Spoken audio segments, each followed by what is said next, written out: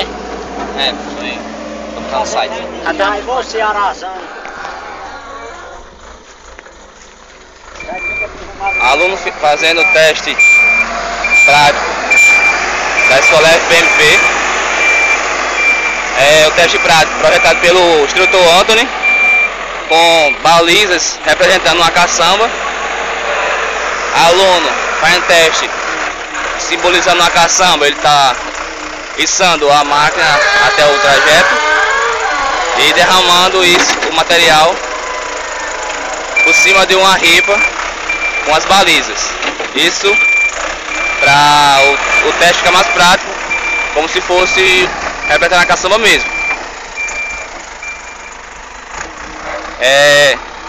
Filial Pau dos Ferros, com a presença do instrutor Anthony, no caso eu.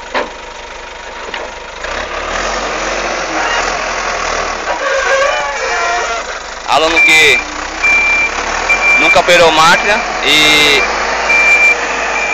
só dirigiu o caminhão, mas nunca chegou perto de uma máquina. Só pelas aulas teóricas administrada também pelo instrutor Anthony e com a presença o mesmo nas aulas práticas. Mais um pouquinho aí do nosso aluno.